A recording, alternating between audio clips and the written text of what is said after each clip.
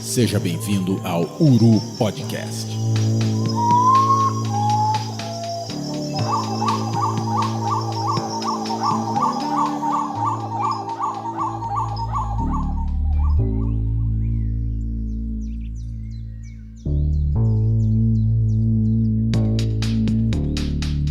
Bom dia, boa tarde, boa noite, meus amigos. Estamos aqui para mais um Uru Podcast. Esse é o nosso episódio 6 da primeira temporada e, claro, como já é uma tradição aqui, a gente agradece muito o engajamento dos nossos ouvintes. Com o nosso episódio 5, a gente fez uma gravação com a nossa amiga Ana Luísa Catalano e nós tivemos um retorno muito interessante nas nossas redes sociais. Queria mandar um abraço, claro, para os nossos seguidores no Instagram e no Twitter e falar para vocês que o episódio de hoje promete bastante. Já estendo nesse início de programa o tapete vermelho da observação de aves para o meu amigo Henrique Júnior. Tudo bom, Henrique? Manda pra gente o teu currículo Lattes, uma vez que a gente está aqui vivendo, além de uma pandemia mundial, um momento em que os servidores do CNPq caíram. Ninguém sabe quem é quem. Fala aí, Henrique. Olá, Will. Olá, pessoal. Um prazer estar aqui novamente. Mais uma gravação do nosso querido e já tradicional Uru Podcast. Meu nome é Henrique Júnior, sou arquiteto urbanista de profissão, também ilustrador, escultor e especialmente observador de aves, né? Durante boa parte do meu tempo livre. Prazer estar falando com vocês novamente. Currículo Lattes 5 estrelas, né? A nossa banca de avaliação aprova esse convidado, esse participante já fixo do nosso Uru Podcast. E agora a gente vai lá para BH para falar e para pedir que o nosso amigo Léo Marujo traga o seu currículo Lattes para a gente também, né? Fala aí, Léo. Fala, pessoal. Bom dia, boa tarde, boa noite. Aqui quem fala é Leonardo Marujo, sou estudante de graduação de Ciências Biológicas pela UFMG, ilustrador, desenhista e nas horas vagas faço palestra. E te falar, hein, Will, desde pequeno que eu queria ter um currículo Lattes. Quando eu crio, tem esse apagão. Não é possível. Tudo é possível, meu amigo. Tudo de ruim é possível quando a gente vive o que a gente está vivendo. Mas hoje é um dia em que a gente não vai desanimar. Hoje é um dia em que a gente está trazendo mais um participante inédito para as hostes do Uru Podcast. É um grande prazer para a gente estar contando com ele aqui nesse programa, o nosso amigo biólogo Daniel Perrella. Fala, Daniel, manda um pouquinho do teu currículo Lattes pra gente, em homenagem a essa galera do desgoverno. Bom dia, boa tarde, boa noite para todo mundo. Primeiramente, muito obrigado pelo convite de vir aqui no Uru Podcast, Henrique, Leonardo, Will. É uma grande honra vir aqui falar com vocês um pouco sobre as nossas aves, que é a nossa grande paixão aí. Como o Will já falou, eu sou biólogo, trabalho com aves, né, especialista em aves. Eu sou mestre em diversidade e conservação pela UFSCar e doutor em ecologia também pela UFSCar. E eu me especializei, né, no meu mestrado e no meu doutorado em pesquisa com reprodução de aves, né, principalmente da Mata Atlântica. E foi com isso que eu trabalhei, né, tenho trabalhado com pesquisa nessa área. É isso aí, Daniel. A gente sempre aqui, quando a gente traz um convidado novo, a gente já detecta a humildade da galera quando eles trazem o currículo Lattes pra gente. E o Daniel só não falou pra vocês o que eu vou falar agora, que vocês vão entrar lá no YouTube, vão colocar Daniel Perrella com 2 L's e vocês vão achar um canal muito interessante, um canal muito bom sobre ornitologia, que é o canal do Daniel. Ele fala muito da questão da reprodução das aves, mas com temas gerais também. Então você vai achar lá, você vai digitar Daniel Perrella no YouTube, vai colocar pra buscar e você vai achar um logo lá cheio ninho e vai ter um tucano lá muito bonito no logo. Você vai curtir demais esse canal. Confesso que maratonei esses dias o canal do Daniel, sensacional. A gente fica muito feliz de ter conteúdos na mídia, tanto em mídia podcast quanto em mídia de vídeo, falando de passarinho. E aí a gente vai começar aqui a falar de passarinho. Esse programa de hoje, ele é um programa num formato um pouquinho diferente, que a gente pretende explorar mais nas próximas temporadas do Uru Podcast. E a gente começa com o primeiro segmento, onde a gente vai falar muito da questão que talvez seja o principal dever da ornitologia, o principal dever do ornitólogo, que é desvendar os segredos das aves, né? A gente pretende, nesse segmento, trazer temas para você, para o nosso ouvinte, que instiguem, que aguçem a sua curiosidade sobre as aves. Então hoje, nesse Desvendando o Segredo, a gente vai falar sobre um dos grandes mistérios das nossas queridas aves, está relacionada com a reprodução, e você já deve ter visto. Quem observa aves, quem é um bom observador da natureza e já prestou um pouquinho de atenção, já viu em algum momento uma ave muito pequenininha trazendo a comida para aquele que não deveria ser o seu filhote, né? A gente vai falar do famoso parasitismo de ninhos, né? Uru Podcast.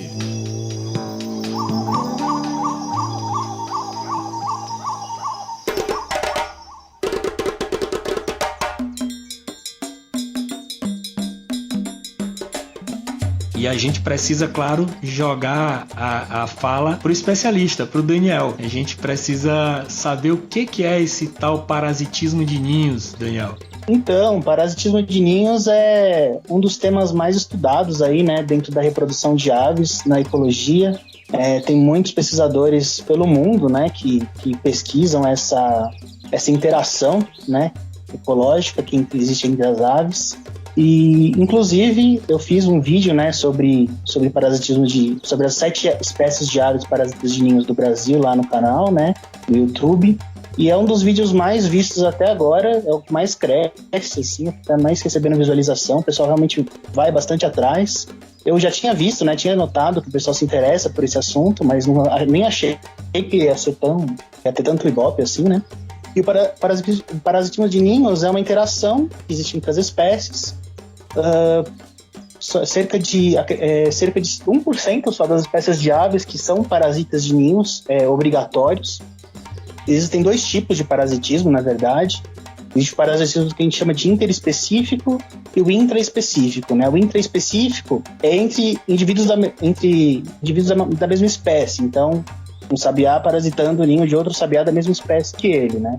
Esse tipo de parasitismo é um pouco menos estudado, um pouco mais difícil de estudar, né? Porque você não tem como saber, né, se o filhote é dele ou não, se os seus filhotes são daquele casal ou não, teria que fazer testes genéticos e tal. Eu tenho o parasitismo interespecífico, que é entre espécies diferentes. Então vai lá uma determinada espécie, bota os ovos no ninho de outra espécie, e aquela outra espécie, que é a hospedeira, né, no caso, acaba tendo que cuidar dos ovos desse parasita, né?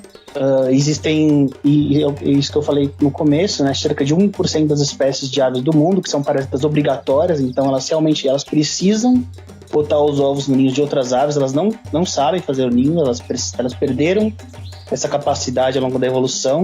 A estratégia reprodutiva que elas foram selecionadas para utilizar, né, ao longo da evolução foi de utilizar o cuidado parental de outras aves, né? A mais famosa delas aqui no Brasil é o chopin, né? Todo mundo conhece, imagino que já deve ter ouvido falar. Tem até algumas pessoas que chamam outros de chopin como de um jeito pejorativo, né? Que se aproveita dos outros e tal. E tem gente até que não gosta dele. Aliás, uma das coisas que me estimulou a fazer esse vídeo dos parasitas foi isso, porque eu via gente meio que odiando os bichos, assim, falando que eles são maus, que arranca os ovos dele quando vem no ninho. Eu falo, não, gente, não é assim que funciona, né? Não é assim, os bichos não fazem isso por maldade, né? Essa é a estratégia reprodutiva deles. E não é simples assim, eles não são maus e vão lá e botam e querem o mal das outras espécies. Existe uma interação ecológica super interessante, super complexa, estudada aí entre essas espécies. Muito interessante, acabei de aprender uma coisa nova. Até então não sabia desse parasitismo intraespecífico, né? Que são parasitas da mesma espécie.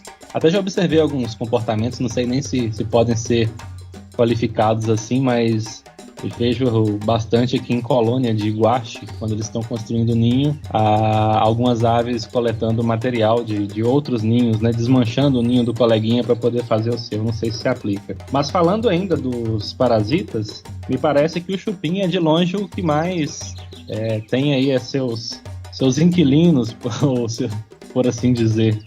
Tem mais ou menos noção de quantas espécies são parasitadas pelo chupim? Ele realmente é o campeão nesse quesito aí, Daniel?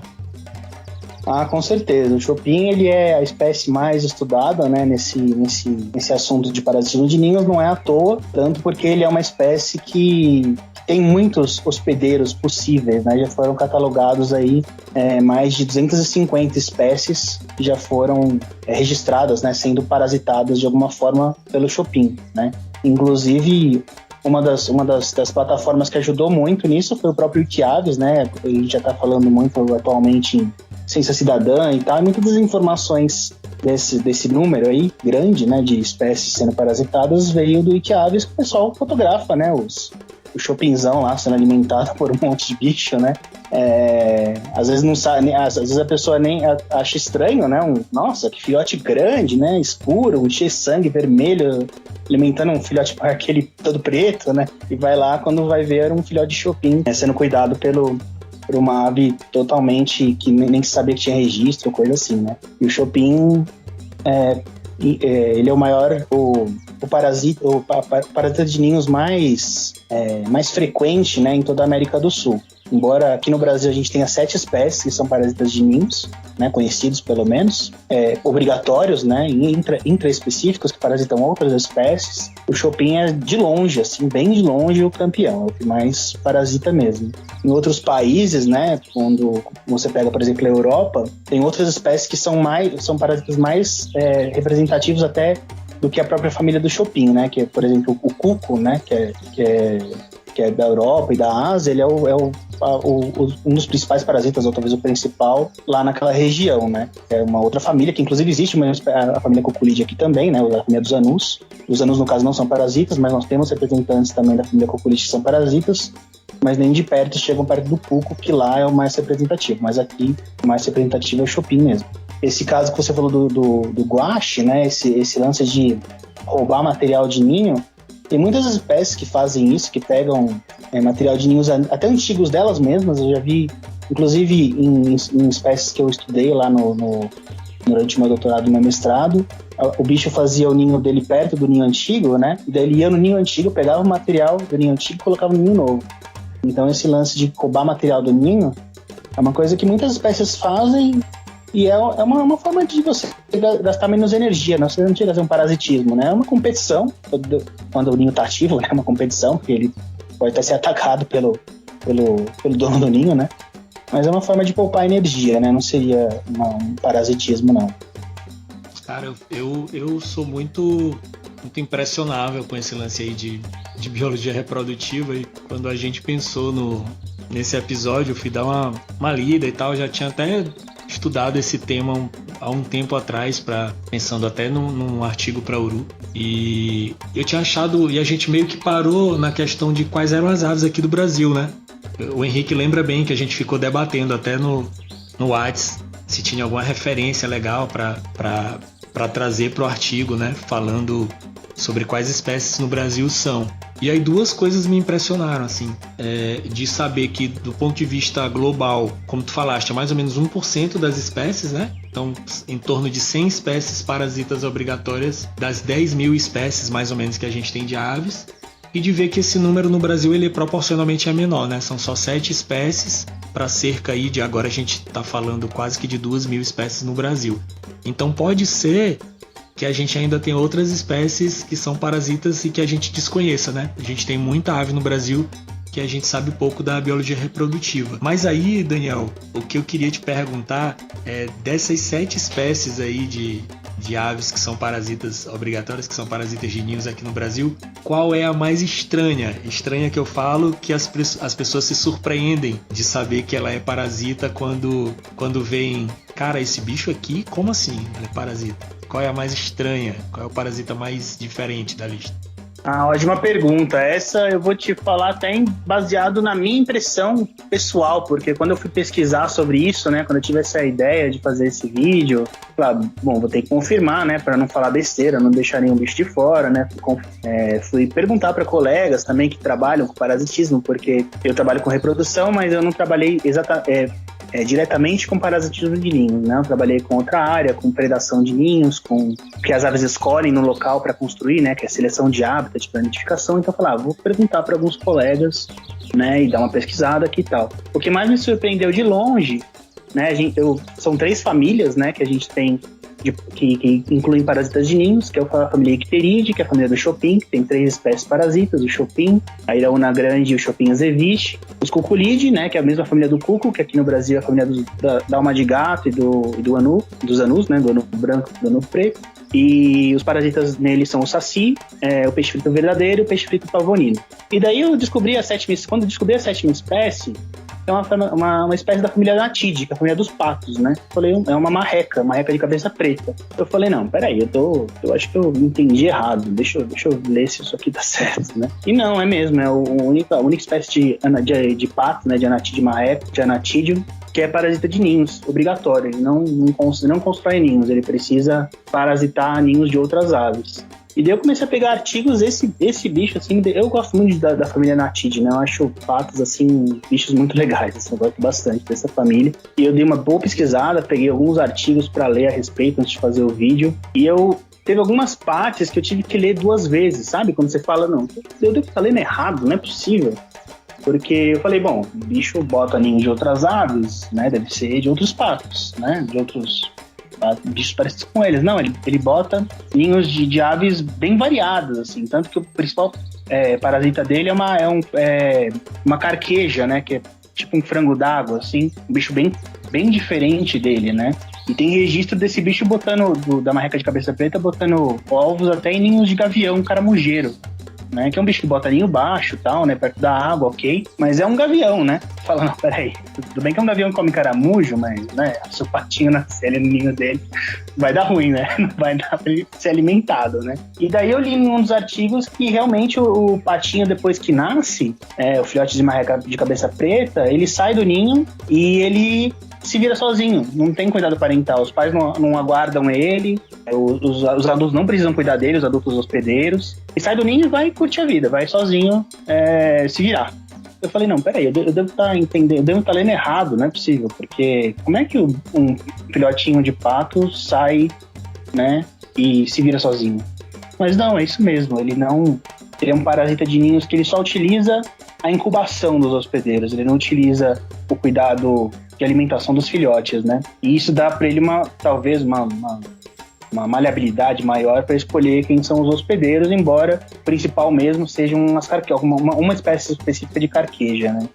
A maior parte dos hospedeiros são essa carqueja aí. Inclusive, a gente, quando a gente começa a ver essas coisas, a gente que gosta de ave, né, a gente começa a filosofar, né? Começa a querer criar conexões, né? Eu nunca vi uma marreca de cabeça preta na natureza, né? Aliás, nem em cativeiro, nunca vi essa espécie. Foi pra mim. Aí eu pensei, nossa, aqui não é um bicho que ocorre aqui ocorre aqui no Brasil, mas não é tão comum da gente encontrar, né? Tem mais lá pro sul e tal, né? Mas a gente também não tem carqueja aqui, né? Aqui em São Paulo até tem uns registros lá na represa Guarapiranga, mas não é um bicho tão comum, né? Um bicho bem pouco abundante. Será que é por isso que não tem marreca de cabeça preta pra cá? Será que se as carquejas ficassem mais comuns, vai começar a aparecer marreca de cabeça preta pra cá também? Né? Você começa a ter essas ideias, né? E foi um bicho que realmente me deixou bem empolgado. Eu fiz essa parte do vídeo até no começo, assim, pra prender a atenção das pessoas. As pessoas ficaram... Todo mundo que veio comentar comigo sobre o vídeo falou que também ficou bem impressionado com esse comportamento, né, da marreca de cabeça preta. Eu acho que foi essa espécie que mais chamou a atenção, embora eu acho que todos têm suas peculiaridades, né? Principalmente o Chopin acaba tendo também bastante coisa interessante porque ele é mais estudado, né? Então acabam descobrindo coisas muito interessantes sobre ele também, mas eu acho que o mais surpreendente é a marreca de cabeça preta mesmo. Cara, isso é muito sensacional. Realmente aquelas coisas assim que a gente fica ouvindo e encantado, né? Porque se imaginar que um patinho ali é parasita de ninho, e essa parte de não ter o cuidado parental, à medida que você ia falando, eu ia tentando desenhar um quadro na minha mente, né? Eu tô imaginando, tá, ele bota no ninho de gavião caramujeiro, mas aí come o quê? Come caramujo? Vai alimentar de... E é bem interessante esse fato deles se virarem sozinhos também. Realmente é um caso que eu particularmente jamais poderia imaginar e que realmente traz um fascínio muito grande. Olha, eu também fiquei bastante impressionado, né, com a espécie de marreca, parece tão ninho. E quando você falando, né, de como que o filhote só usa, na verdade, o ninho em si, né? Não precisa de cuidado parental, nem nada disso. Eu fiquei me perguntando, quais são as estratégias, né, que esses parasitas de ninho utilizam? Elas variam muito entre os grupos? Elas estão dentro da mesma família? Será que elas variam? Conta um pouco pra gente. Bom, essa é a pergunta, né, que todos os ecólogos que trabalham com parasitismo fazem também, né? Por que as espécies que são parasitadas não são extintas? E por que elas aceitam ninhos de ovos de outras aves? Porque elas têm uma regulação, né, contra esses parasitas e tal. E na literatura, isso é inclusive comparado com uma corrida armamentista, né, entre as aves, né, entre o parasita e o hospedeiro. Então, é um cenário onde, de um lado, o hospedeiro tenta busca, né, evoluir ali para desenvolver estratégias não conscientemente, né, ele evolui, né, para desenvolver estratégias para reconhecer as ninhadas, né, reconhecer os ovos dos hospedeiros e conseguir ter mais sucesso nas ninhadas dele primeiro do que nas ninhadas do parasita, enquanto de outro lado o parasita busca, né, passa ali por um processo de evolução que faz com que ele consiga enganar o hospedeiro, né, consiga ter o sucesso na ninhada dele e o hospedeiro cuidar ali do ninho com sucesso. Então, tem várias estratégias que as aves usam, né, dos dois lados, né, para fazer essa regulação. Então, do lado, primeiramente, do hospedeiro, eles têm estratégias para reconhecer e para evitar, né, gastar energia cuidando de uma ninhada que não é dele, né, de filhotes de ovos que não são dele. Então, as mais comuns são a ejeção de ovos, né? Que é uma coisa muito estudada, ou o abandono do ninho, né? Então, se tiver ovo de parasita, ele ejeta os ovos, né? Tira os ovos do ninho, ou se ele simplesmente abandona e vai fazer o ninho em outro lugar. E é interessante porque eu tenho um amigo, inclusive, que estudou isso no mestrado dele, e ele fez um experimento e tal, bem interessante.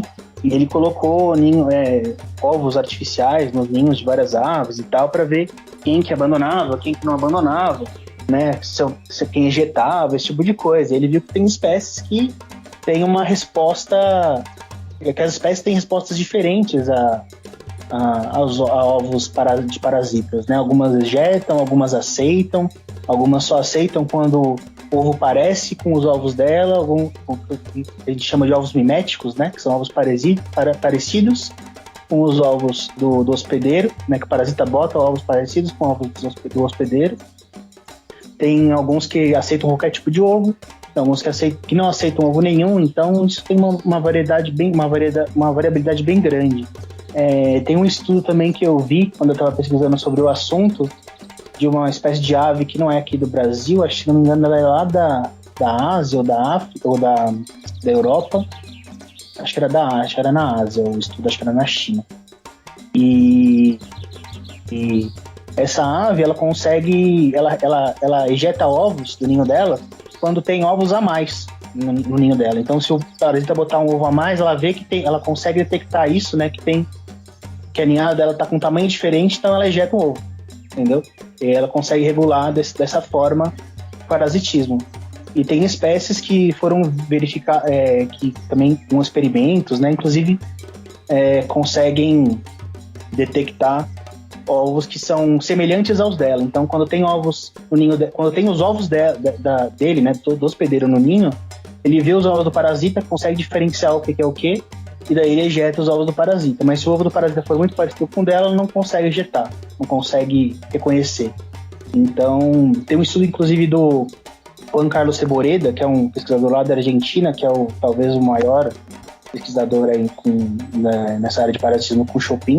E ele tem um estudo legal com sabiá poca, né, que ele fez. E nesse estudo, ele estudou o comportamento dos sabiás poca, né, mediante a presença de chopins próximos do ninho. E ele viu que quando tem chopin perto do ninho, quando ele usou modelos, né, de chopin de mentira, né, empalhado e tal, perto do ninho, quando o chopin está perto do ninho, ele aumenta a taxa de ejeção, né? Então ele fica mais ligado para ejetar ovos do ninho dele quando tem chopin por perto. Então ele reconhece né, que o Chopin é uma ameaça, entre aspas, ali para a caminhada dele. Tanto que sabiás são aves que são parasitadas por Chopin, mas não são tão freguês assim, igual o tico-tico, por exemplo, né? Então tem esse mecanismo aí.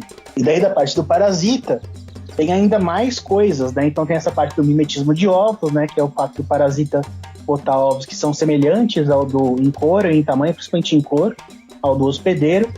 Então você pega um ovo de Chopin, é até difícil de reconhecer o ovo de Chopin. Às vezes você manda para alguém que até estuda Chopin, você manda, você acha que isso aqui é ovo de Chopin? A pessoa nem tem não consegue nem ter certeza, às vezes. Então, variado que é a cor, né, que pode ser. Às vezes ele pode ser completamente branco, pode ser um pouco mais escuro, pode ser meio azulado, pode ter mancha, em várias concentrações diferentes, dependendo da fêmea, né, que bota o ovo. Então tem essa estratégia. Uma outra estratégia muito comum, que inclusive a marreca de cabeça preta também usa, né, e a maioria dos parasitas usa, na verdade, deles terem uma taxa de incubação mais curta. O que isso significa? Então, que o filhotinho, né, no ovo demora menos tempo para se formar e sair do ovo.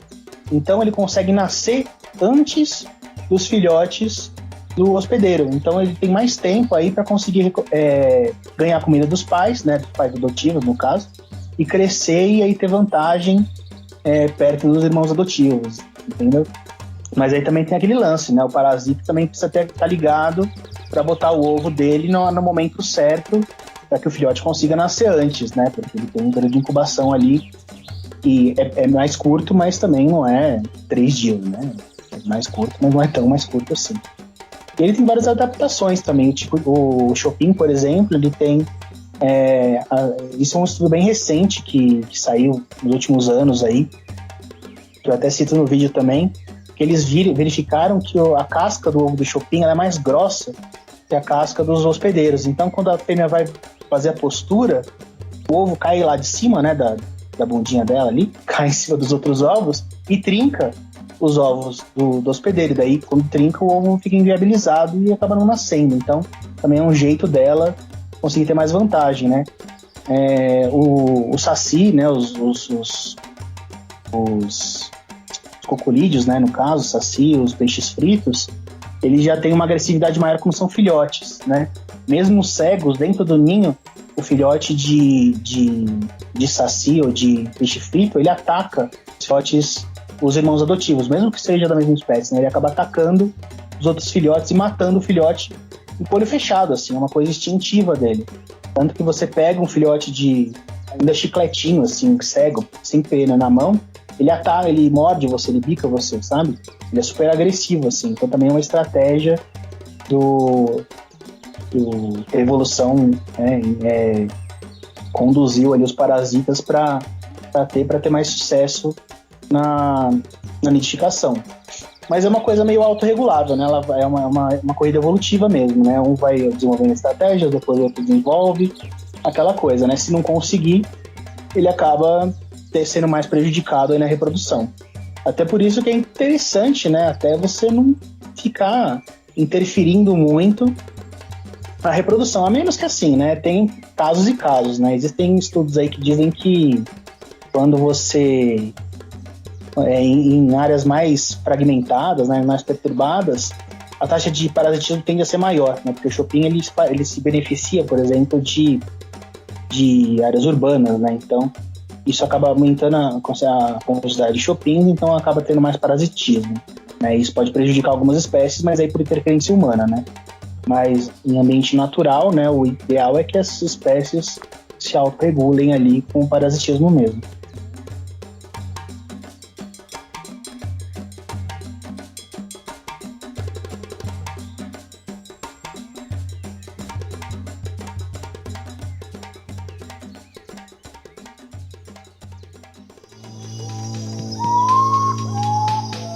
Uru Podcast.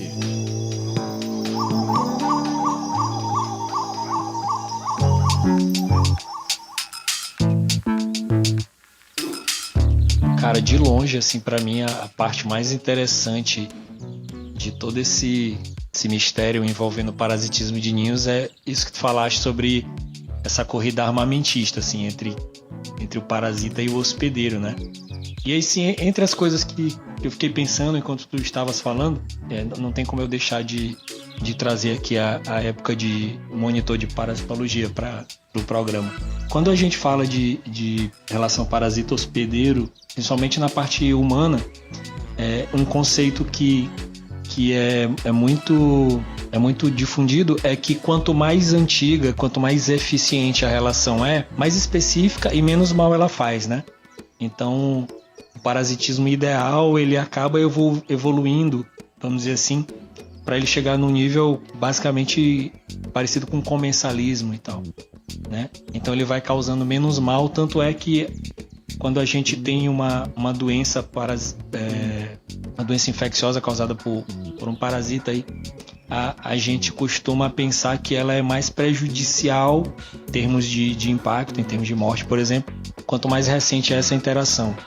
Isso foi muito falado na época do Ebola e tal. Quando faz aquele pulo de espécies, o primeiro contato com a espécie nova, ele causa uma letalidade maior. No lance das aves, do parasitismo de ninho, eu estava pensando um pouco nisso. Você falou da marreca de cabeça preta, que ela parasita outras espécies, mas ela, vamos dizer assim, ela foca mais na carqueja. E eu abri o Wikiaves, a gente não deixa de falar do Wikiaves nunca nos nossos episódios, do chupim, e tu vê lá, cara, assim, uma infinidade de espécies. Então, ele é um parasita, mas a estratégia dele vai mais pro lado da plasticidade. E já a marreca, ela é super específica a ponto de tu ter considerado, como tu falaste, de que pode ser que as áreas de ocorrência acabem estando associadas, né? De, olha, tendo muita carqueja, pode ter muita marreca, tendo pouca carqueja, pode ter pouca marreca. Que faz todo sentido pensar assim. A gente pode imaginar nesse sentido que essas relações de parasitas de ninho também podem ser analisadas nesse sentido. Quanto mais hospedeiros tem um parasita, essa relação pode ser uma relação mais recente e menos especializada, ou é uma viagem muito, muito louca, assim? Olha, eu não vou mentir pra você que essa é uma viagem muito louca, mas é daí que são as perguntas boas, né? Eu achei essa pergunta muito interessante, assim, de se fazer. Eu não lembro de ter lido um artigo sobre essa questão evolutiva, né?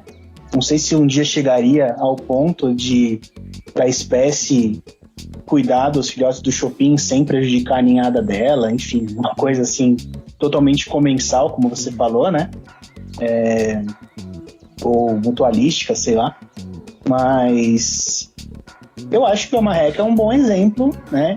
De uma relação, inclusive acho que um dos artigos até falava esse, um dos que eu li, que ela não é uma espécie prejudicial, né?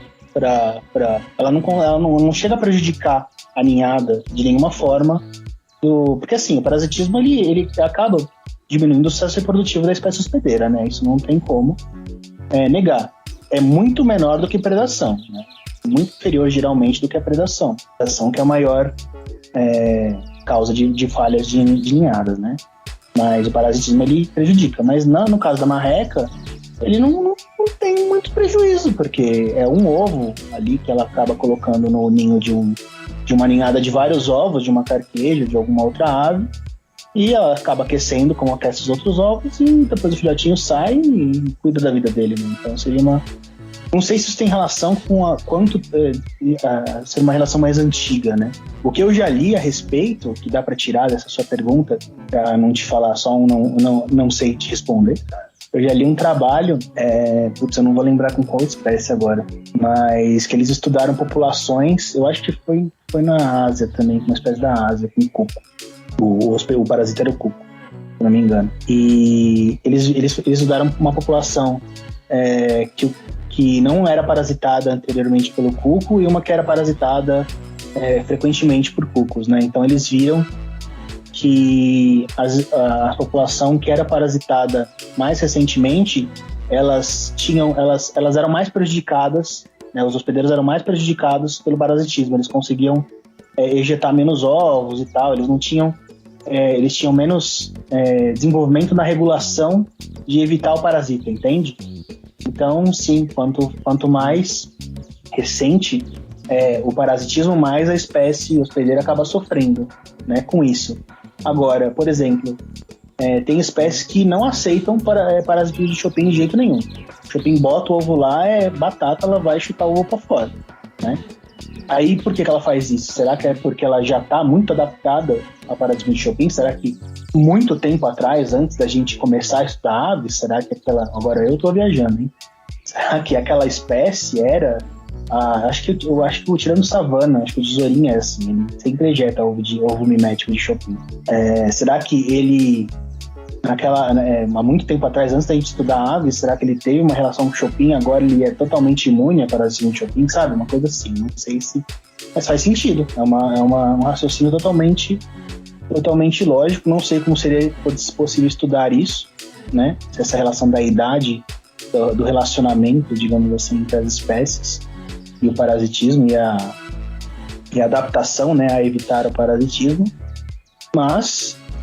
sem dúvida o Chopin tá bem mais... Essa plasticidade do Chopin ajuda muito ele, muito mais do que hoje em dia marreco, até outras espécies, né? Porque os cuculídeos aqui do Brasil mesmo, né? O saci, os peixes fritos, eles parasitam poucas espécies, né, relativamente.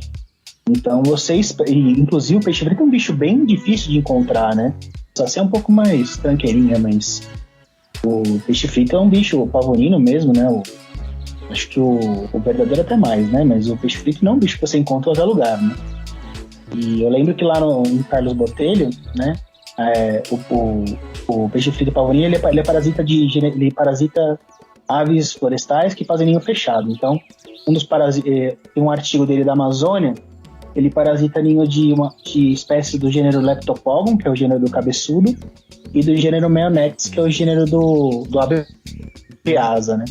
E lá tem os dois, tem o abriado de cabeça cinza e tem o cabeçudo lá no Botelho, né? E a gente achava ninho desses bichos, a gente falava, nossa, cara. A gente colocava armadilha fotográfica, né, nos ninhos pra ver os predadores, né, que atacavam. E a gente tava sonhada, falava, nossa, cara, você imaginou a gente conseguir filmar um peixe frito vindo aqui parasitar o ninho, que da hora, que ia ser, não sei o quê? Porque não tem filmagem sobre disso, eu imagino, né? E eu não sei se você já viu um ninho de abriasa ou de cabeçudo, ele é pequenininho, né? O bicho é pequenininho e a entrada do ninho é muito... O ninho até que é grande, mas a entrada do ninho é muito pequena, né? E o peixe frito é um bicho grande, né? Um anu, né? Um bicho grandão. Sei lá como é que o bicho faz pra botar o ovo lá dentro. Ele deve ficar pendurado com o rabo preso assim pra dentro da entrada do ninho e arremessar o ovo lá dentro. Sei lá como é que ele faz. Deve ser uma coisa muito interessante. A gente nunca pegou, infelizmente, né? E é um bicho bem raro, né? Então ele não é um bicho muito frequente, ele precisa desses hospedeiros específicos. O saci é um pouco mais tranqueiro, mas também você espera, se você for num lugar assim, num brejo e tal, você vai esperar, se você ouvir um saci cantando, muito provavelmente vai ter um dos hospedeiros dele lá também, né? Vai ter ou o João Tereném, ou vai ter o Curutié, ou vai ter o João Botina, que são bichos comuns, né, em brejo também. Mas se for um brejo que não tem esses bichos, dificilmente você vai achar um saci, né? Então, com certeza, essa dependência limita a espécie, né? O Chopin, como pode parasitar qualquer ave praticamente, ele tende a ter mais sucesso. Eu tava pensando aqui, né? Você estava falando que o Chopin é um bicho que tem um leque maior de espécies, né? Ele parasita. Tem algum impacto, assim, significativo, populacional, ou então ele parasita um número considerável de espécies ameaçadas, né? Por exemplo, eu sei que ele parasita o lenheiro da Terra do Cipó, né, o Astenes luizi, e não é um bicho, né, que tá lá essas coisas em termos de conservação. Então, ele tem um impacto assim, muito grande para os bichos, ou então ele parasita espécies mais comuns e um ou outro tá ameaçado? Olha, cara, eu acho que ele tende a parasitar o que... Essa plasticidade dele pode ser prejudicial, sim, para espécies ameaçadas. Eu acho que... eu lembro de alguém ter me falado ou comentado alguma coisa sobre ele parasitar, por exemplo, o ninho de cardeal amarelo, né? Que é um bicho super ameaçado, né? E qualquer ninhada que você perde de cardeal amarelo é uma ninhada a menos de cardeal amarelo e é um problema, né? Então, aí... Uma solução possível, né, para você fazer isso é você retirar os ovos você evitar que o ninho do cardeal seja parasitado para aumentar o sucesso do cardeal.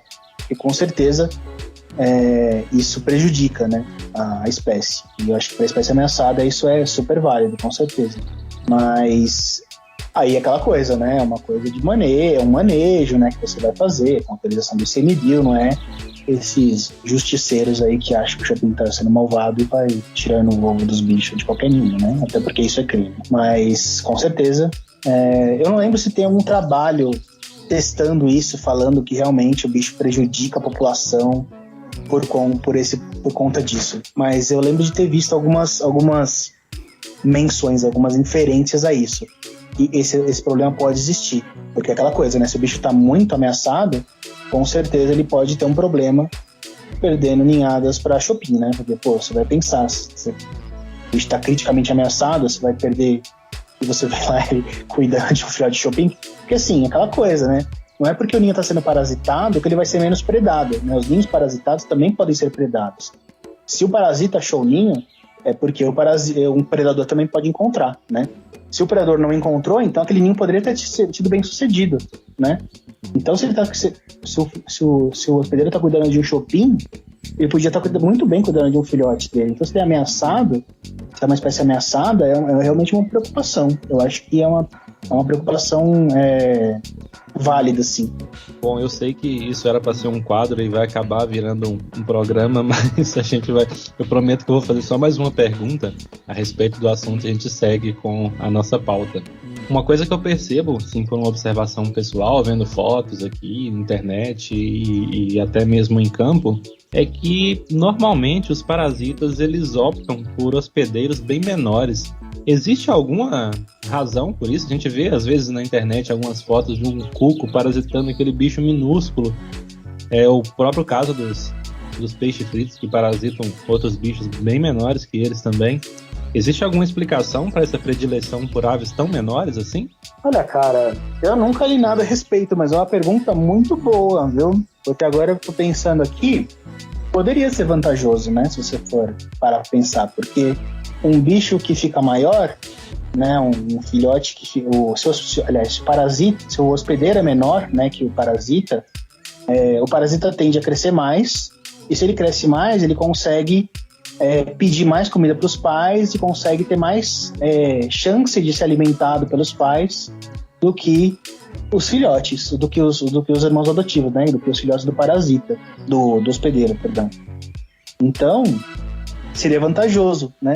Mas assim, no caso, você falou no caso do saci, né, tal, que realmente as espécies geralmente são menores, né, os parasitados. Mas no caso do choupinho, por exemplo, ele parasita sabiá, né, por exemplo. O sabiá é um bicho maior do que ele, né? E sabiá é um bicho que consegue detectar o choupinho e geralmente não é tão parasitado por choupinho. O choupinho não consegue ter um sucesso tão grande quando parasita sabiá comparado, sei lá, quando ele parasita tico-tico. Será que é por causa do tamanho? Talvez, né? Pode ser porque o sabiá é maior, o filhote de sabiá é maior, então ele consegue pegar mais comida e é menos afetado pelo irmão adotivo ali tentando roubar comida também, né? Então, se você for pensar desse modo, ele acaba tendo uma vantagem, né? O filhote acaba tendo uma vantagem quando ele é maior, né?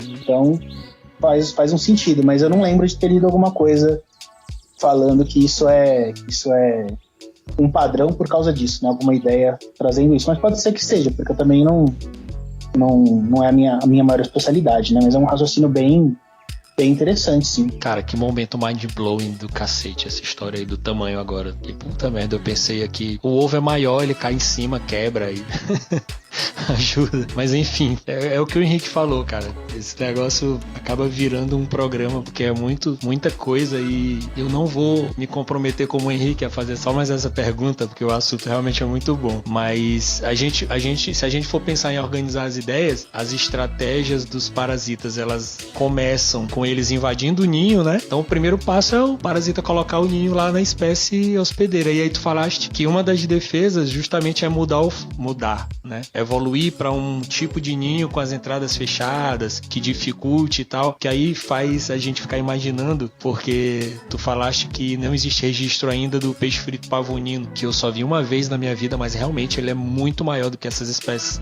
hospedeiras dele. Fazer um malabarismo para poder colocar um ovo num ninho com entrada tubular e pequena, por exemplo, né? Mas tá lá, o primeiro passo é invadir o ninho e a primeira defesa é modificar o ninho. Depois tem o lance do padrão, né, do ovo, porque tem ave que consegue diferenciar o padrão da casca e tal e ejeta o ovo. Mas por outro lado tem ave, e aí eu lendo para fazer lá o artigo da Uru, que ainda nem saiu, tem uma ave dos Estados Unidos, se eu não me engano, que ela eles usam lá a terminologia que ela não é muito acostumada ao parasitismo. Ela está sendo parasitada recentemente, né, eles chamam lá de cowbird, mas eu acho que é um icterídeo. Por causa da fragmentação do habitat, elas estão tendo contato, essas espécies, e o ovo dessa espécie, ele é púrpura, e o ovo do parasita eu acho que é branco. E mesmo assim a espécie não diferencia, e ela vai lá e choca o ovo, alimenta, o bicho fica gigantesco, e aí prejudica muito essa espécie, que é uma espécie ameaçada, né? Então já é uma segunda etapa da defesa, que é detectar as diferenças na casca e tal, e ejetar o ovo. Mas já falaste, aí eu fiquei pensando, quando tu falaste que os filhotes do saci são mais agressivos, isso é um padrão de cuco, naquelas imagens que a gente vê, famosíssimas imagens aí que todo mundo já viu, todo mundo que curte bicho, já viu do filhotinho lá se contorcendo pra jogar o ovo fora, né, do ninho. O desgraçado,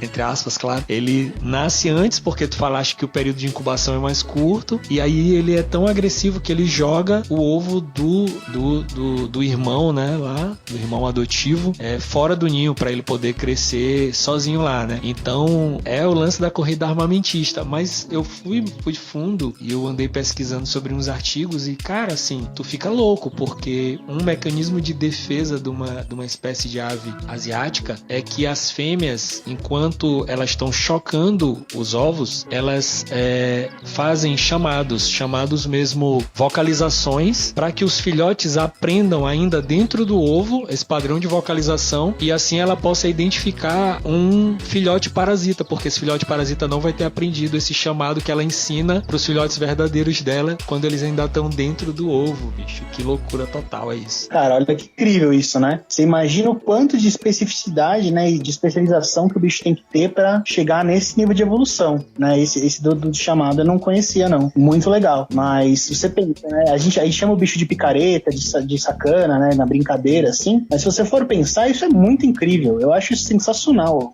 O quanto que o bicho consegue chegar. Você imagina, a gente sabe que o bicho não faz isso por maldade, né? É o comportamento dele, né? A estratégia dele. O bichinho cego, parece um chiclete, né? No ninho. Consegue empurrar o ovo pra fora, né? No caso do cuco. Ele faz isso totalmente instintivamente, totalmente instintivo, né? Se você, sei lá, botasse ali uma pedra, ele ia fazer a mesma coisa. Não precisava ser um ovo necessariamente. É um comportamento estereotipado ali, né? Claro, não sei se chega a ser estereotipado, mas talvez não seja, mas é um comportamento instintivo, né? Você imagina o quanto que o bicho teve que chegar em especialização para conseguir fazer isso, né? E agora que você falou isso, a gente tá falando de aves brasileiras, você falou do cowbird, né? O cowbird é como eles chamam os molotos, né? O gênero do chopin, né? Eu acho que você deve estar falando, se for nos Estados Unidos, deve ser o molotus acter, né? Que é o chopin deles lá. O nosso chopin aqui do Brasil o nome dele em inglês é Shiny Cowbird também. Cowbird são os chopins, né? Então você imagina, tem um bicho, tem algumas espécies, né, que não ocorrem aqui no Brasil, talvez, mas que dentro eu não sei se você já viu isso, acho que diamante gold tem isso, que é um bicho exótico, né? Então ele tem umas marcas, né, na boca, e isso serve para reconhecimento dos parentais, para saber que os filhotes são dele. Quando o bicho abre a boca lá para procurar, para pedir comida, ele faz isso justamente para conseguir reconhecer os filhotes, né? Então a corrida armamentista chega a esse ponto dos bichos terem ornamentos na boca para conseguir. Eu não me lembro se no diamante gold isso é para evitar parasitismo. O lance dessas marcas palatares aí, tem várias teorias, né? Algumas delas falam que é para facilitar a alimentação no escuro. Tem várias teorias, mas uma delas é que servem para defesa contra parasitismo, para ter como se fosse uma assinatura morfológica que não pode ser, ou que não deveria ser imitada, né? Sabe que o meu orientador, né, o Mercival, que era, ele criava, né, diamante gold quando ele era moleque e tal, né? Ele trabalha em biologia reprodutiva, né? Ele adora, assim, ele tipo é ecólogo e tal, né? Geneticista também, ele trabalha com um monte de coisa, assim, com conservação, com um monte de publicação e tal, mas ele pira com coisa de história natural também, né? Aquela coisa de começa a conversar e fica, nossa, que da hora, tá. E ele falava pra gente, falou, Daniel, Paulo, né, o meu amigo lá que trabalhava lá comigo no botelho, olha a boca de todos os filhotes que vocês acharem no botelho. Faz o bilhotinho abrir a boca e olha dentro, fotografa, vê se nenhum tem. Eu tenho certeza que a Maria Leque, por exemplo, tem isso. Faz ela abrir a boca, tá? Ela não tem. Que bem, tá.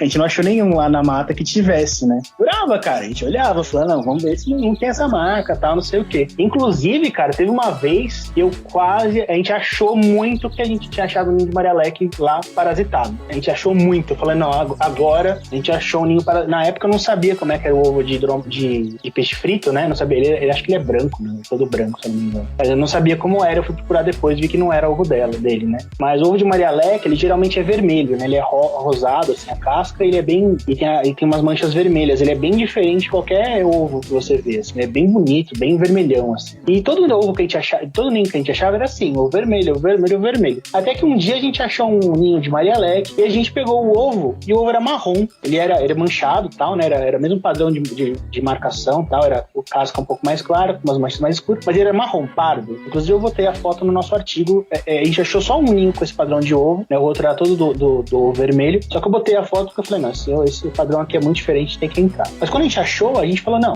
esse ovo aqui não é de Maria Leque, diferente demais, não é possível. E daí a gente falou, então, ou a gente achou um ninho de outro bicho, ou esse ninho tá parasitado, não é possível. E daí a gente ficou, não, então vamos ver se a gente... Que outro bicho pode ser? Porque o ninho era igual de Maria Leque. Eu já tinha tem outros bichos, tem outra na família da Maria Leque, né, que a família é o Nicorrinquidae, né, tem também os assanhadinhos, né, eu já tinha visto o ninho de assanhadinha muito menor que o ninho de Maria Leque, então não poderia ser o ninho dela, inclusive era um ninho bem grande, até pra uma Maria Leque. A gente tava vendo os bichos lá, a gente botou a armadilha fotográfica, viu que as Marias Leque estavam indo lá e tal, falou, não, então esse ninho tá parasitado, cara. Aí a gente desceu, ficou lendo um monte de coisa, não, deve ser de peixe frito, olhou, não, o ovo não batia, não pode ser, que outro bicho pode parasitar, será que é bem-te-vi pirata, tal, não sei o que. A gente procurou tudo, a gente falou, não é possível, cara, a gente vai achar uma coisa muito da hora. Aí, no final das contas, nasceu uma Maria Leque dos ovos e parasitado porcaria nenhuma. Mas a gente ficou decepcionado, mas a gente ficou muito nessa expectativa, nossa, um ovo diferente, deve ser, não. Mas as aves dão essas trollagens da gente, então não foi parasitismo, mas a gente nunca achou um ninho parasitado, pelo menos não interespecífico lá em Carlos Botelho.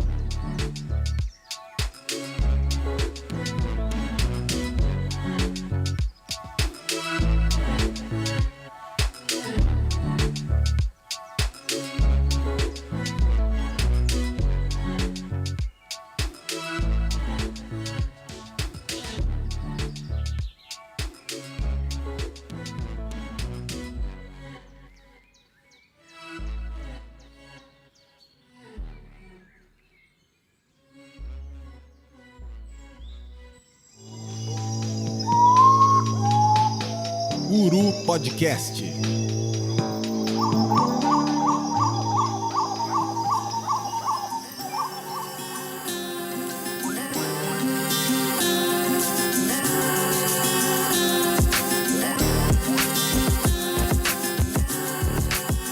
Então, galera, a gente precisa reconhecer que a gente se estenderia muito tempo para falar aqui de biologia reprodutiva e principalmente parasitismo de aves. A gente confessa que esse primeiro segmento do programa atiçou muito a nossa curiosidade. A gente espera que tenha tido esse efeito em vocês, mas a gente está aproveitando a deixa que o Daniel deu para a gente falando da Maria Leque do Sudeste para poder trazer aqui o segmento 2 do nosso programa de hoje, que a gente decidiu chamar de espécie especial. Hoje a gente vai falar desse bicho que, quando a gente fala no nome dele, a gente espera que vocês tenham em mente aquele gifzinho famoso nas redes sociais daquele passarinho com aquele adereço praticamente carnavalesco balançando a cabeça de um lado pro outro. E aí eu chamo meu amigo Léo Marujo para falar pra gente um pouquinho da ficha desse bicho. Qual é o nome científico, qual é a família, como é que a gente pode reconhecer quando a gente olhar uma Maria Leque do Sudeste. Fala aí, Léo. Opa, beleza. Vamos falar então desse esse bicho que é, assim, no mínimo,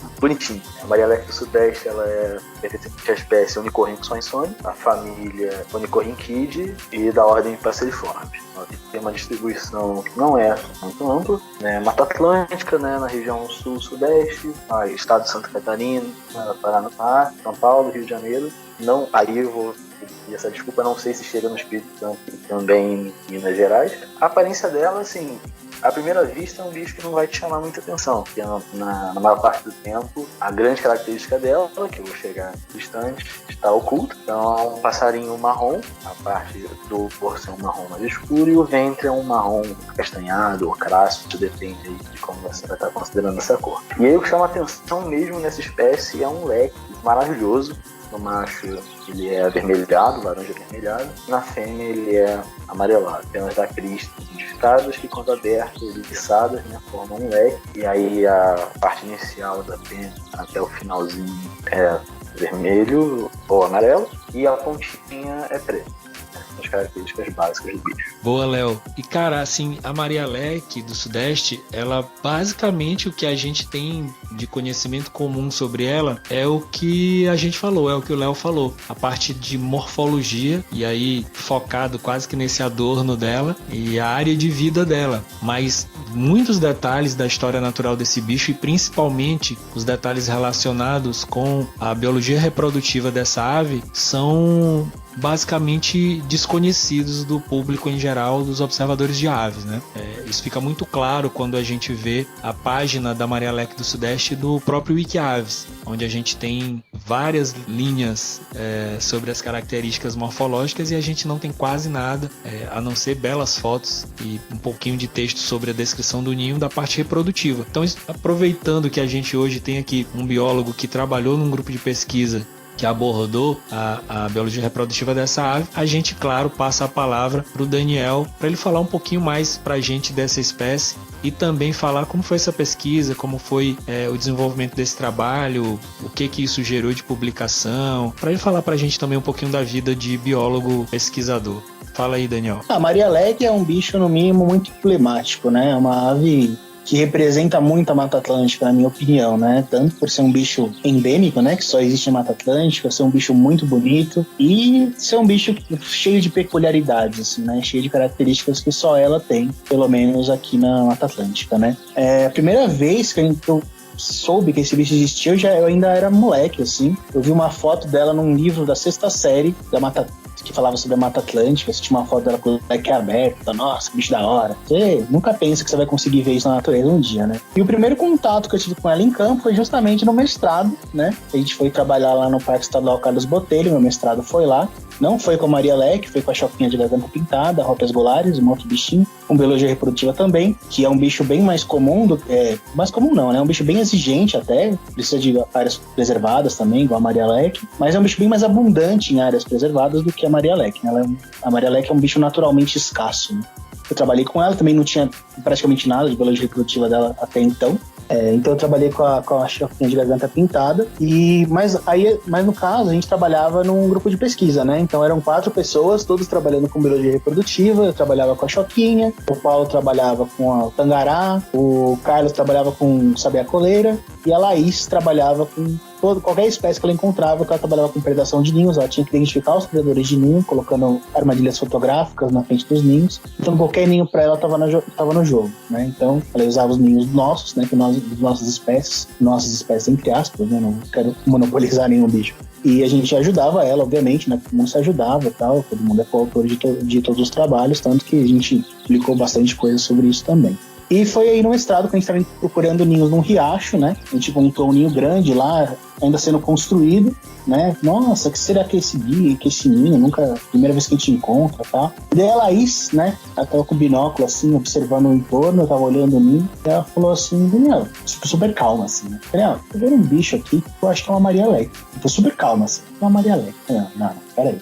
Como assim Maria Leque, Alex? Tá doido? Ela olhou e falou, nossa, sabe como? Ela até treme assim, né? Nunca tinha visto o bicho. Meu Deus, Maria Leque. Será que é o ninho dela isso daqui? Será que a gente achou o ninho de Maria Leque, Alex? Sabe aquela coisa? aquela atenção. A gente colocou a armadilha fotográfica no ninho e o ninho dela é fechado, né? Então a gente não consegue ver direito o bicho lá dentro, né? Do ninho. A gente só vê o rabinho dela pra fora. Então ela entrava e saía do ninho, a câmera não pegava.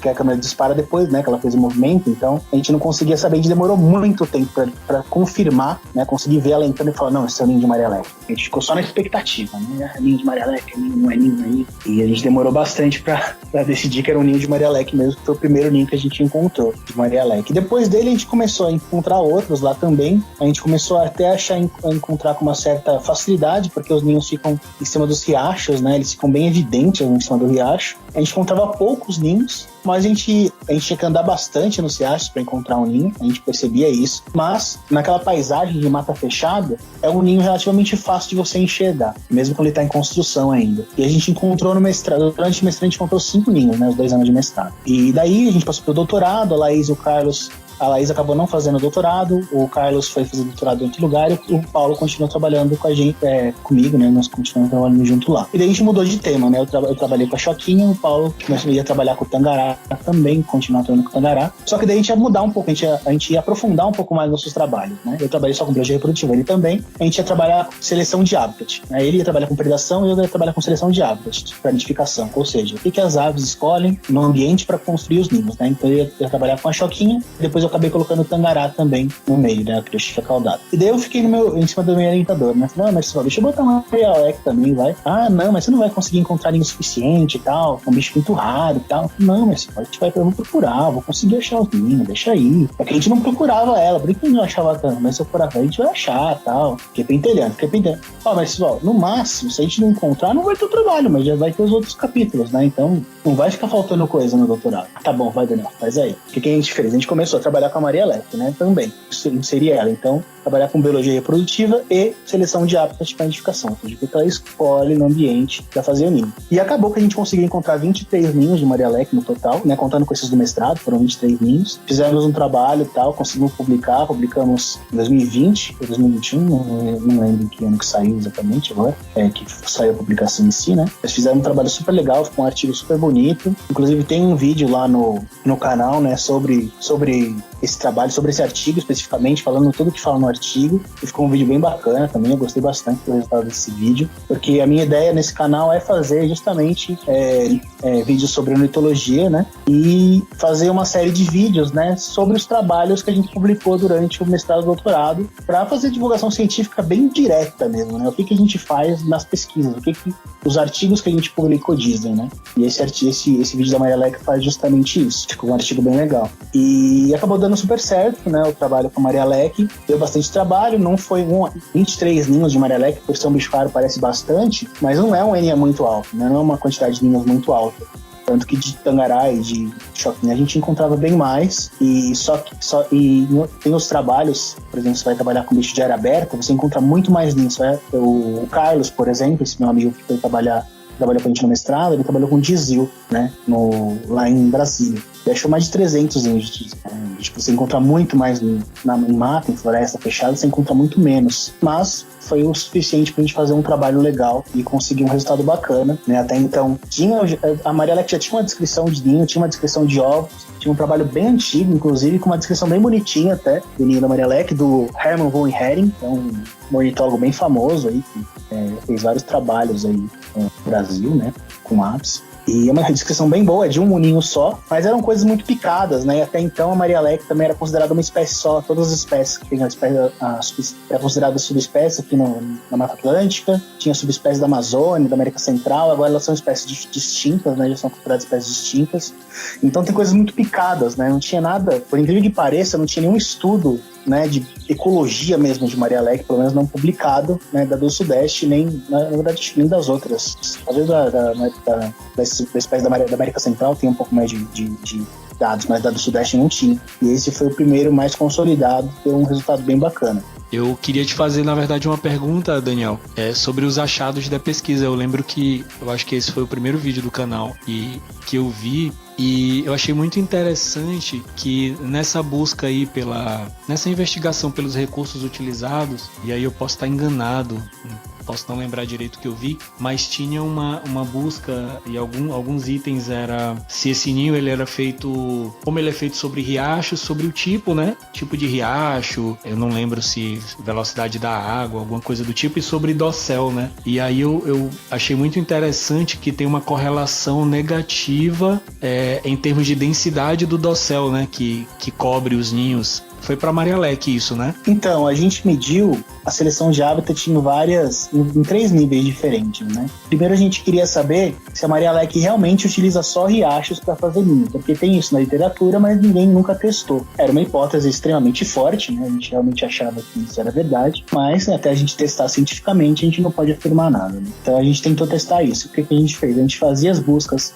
ao longo dos riachos e fazia buscas em trilhas também, em trajetos, né, no meio da mata, longe de qualquer corpo d'água, para procurar a Maria Leque. E daí, assim, a gente fazia só a busca. E daí a gente não encontrou nenhum ninho de Maria Leque ao longo de trilhas, a gente só encontrou ao longo dos riachos. Ok, primeira parte da seleção. Aí na segunda parte, a gente notou também que a gente encontrava, em alguns riachos que a gente procurava, a gente não encontrava ninho, em outros a gente encontrava. Então aí a gente já começou a medir algumas variáveis ambientais, né, que são esses dados que você falou, né, as variáveis ambientais, as características do ambiente, para saber se tinha alguma diferença nos riachos que ela escolhia e nos que ela não escolhia. A gente procurou em 4 riachos diferentes no caso, 2 eram um pouquinho menores, 2 eram um pouquinho maiores. E daí a gente mediu 3 variáveis nesses 4 riachos. A gente mediu a cobertura do dossel, né? Então quão fechado é a cobertura das árvores, né? A copa das árvores acima do riacho, né? Profundidade do riacho e a largura do riacho, né? A gente tirou em vários pontos, tá? Para fazer uma média, aquela coisa. E daí a gente comparou, né? Os riachos, 2 riachos menores com os 2 riachos maiores. E daí a gente viu que a cobertura do dossel não tinha diferença entre os 2 tipos de riacho, mas os 2 eram igualmente fechados, a copa das árvores.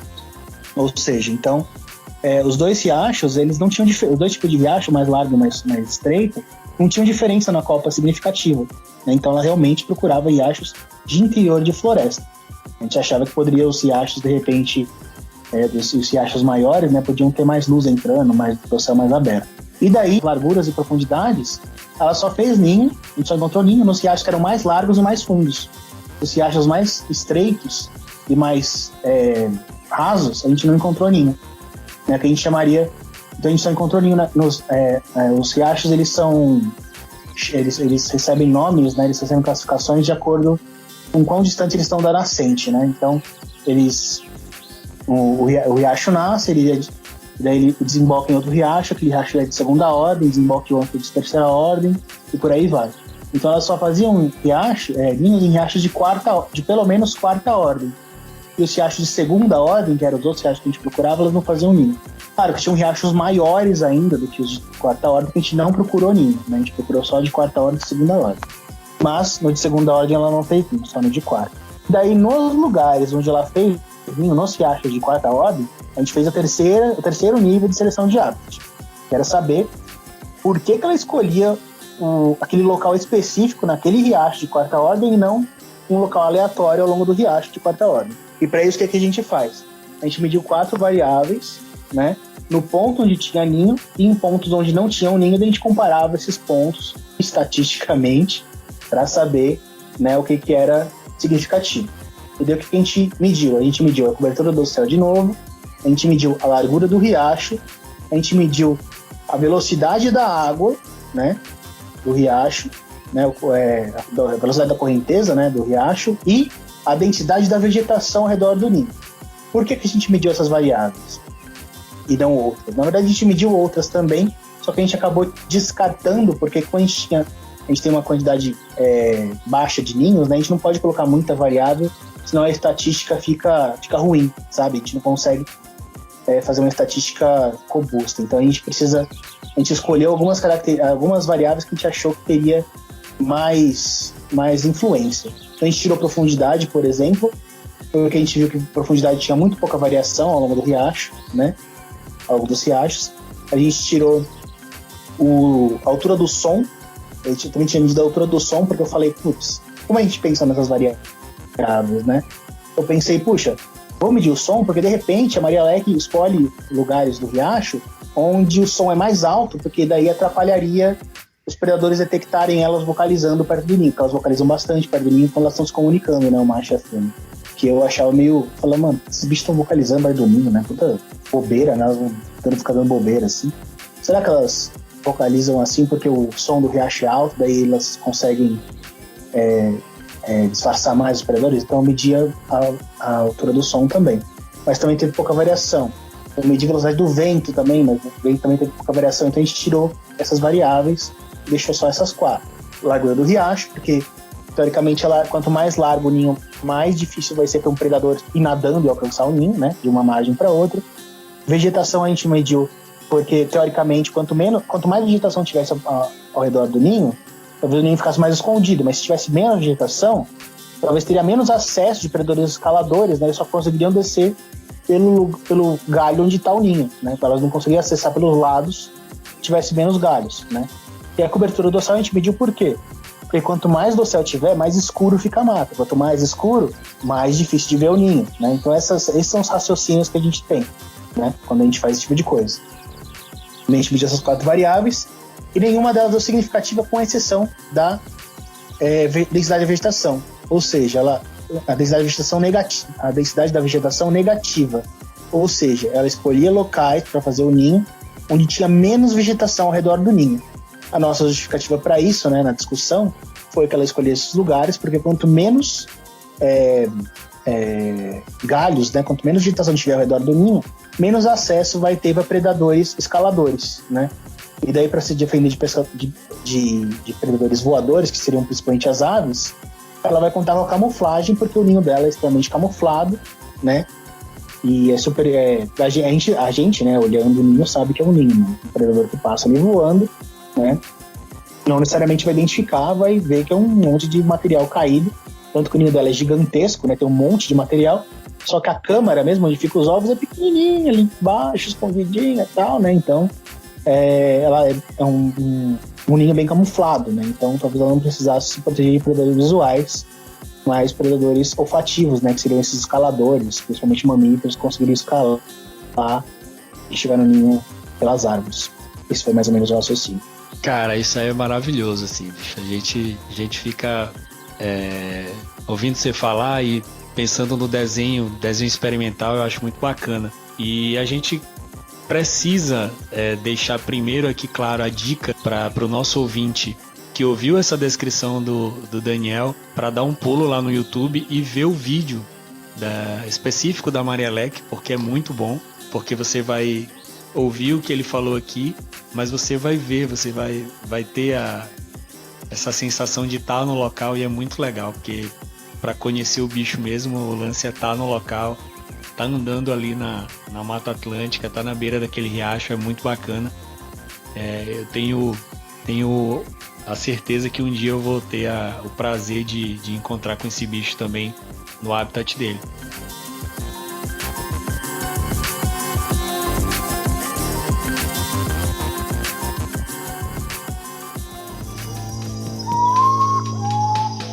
Uru Podcast.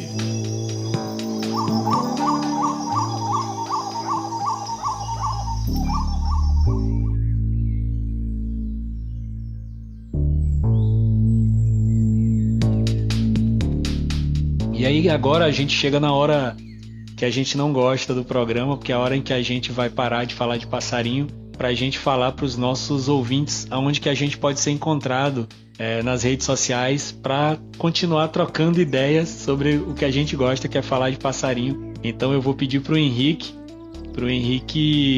se despedir, claro, do pessoal e falar onde é que ele pode ser encontrado, falar dos projetos que ele toca aí fora do Uru Podcast. Fala aí com a gente, Henrique. Pessoal, foi um prazer novamente estar gravando com vocês aqui em mais um Uru Podcast, uma verdadeira aula que tivemos aqui com o nosso amigo Daniel hoje. E para vocês que querem falar de passarinho, querem encontrar a gente nas redes sociais, eu tô especialmente no Instagram, no perfil aviarte.henriquejr, lá onde eu posto meus trabalhos de esculturas de aves e outras coisas mais. Esse é o perfil que eu mais utilizo. Se quiser falar comigo, mande uma mensagem lá. É um perfil essencial, né? Os perfis que a gente costuma falar aqui no programa que o observador de aves precisa seguir. E aí eu vou chamar o Léo para falar onde ele pode ser encontrado, mas aqui eu já adianto e parabenizo. Caramba, Léo, aquela série que tu fizeste lá do desenho lá do Beija-Flor do Chifre de Ouro, aquilo ali foi sensacional, parabéns. Então eu já adianto e recomendo para os amigos que estão ouvindo a gente ficarem ligados aqui na despedida do Léo, porque ele vai dizer o Instagram dele e você precisa seguir para poder ter esse conteúdo. Foi muito legal acompanhar aquilo ali. Olha, Will, muito obrigado, fico feliz demais que tenha tido um resultado positivo.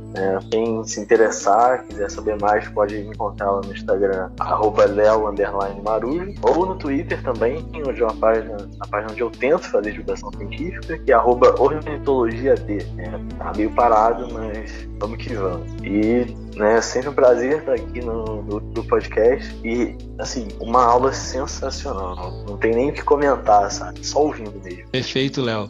Cara, eu tava até aqui comentando no grupo que a gente criou para organizar esse episódio, que eu achei um episódio sensacional, um episódio épico, vai marcar a primeira temporada da gente, a gente vai repetir esse modelo com certeza. O Daniel vai ser convidado outras vezes a participar com a gente aqui, e aí, é claro, eu preciso agradecer muito a disponibilidade do Daniel de estar aqui gravando com a gente sabe que não é fácil disponibilizar 1-2 horas do seu tempo de descanso para estar falando aqui com a gente, apesar de ser um tema que a gente curte muito falar, que é falar de passarinho. A gente mesmo assim agradece demais, Daniel. Muito obrigado por estar aqui com a gente gravando esse Uru Podcast. Por favor, pode fazer tua despedida, pode mandar um abraço para quem você quiser e falar principalmente para as pessoas onde é que elas podem te encontrar para continuar vendo os conteúdos que tu produzes e falar contigo sobre passarinho nas redes sociais. Fala aí.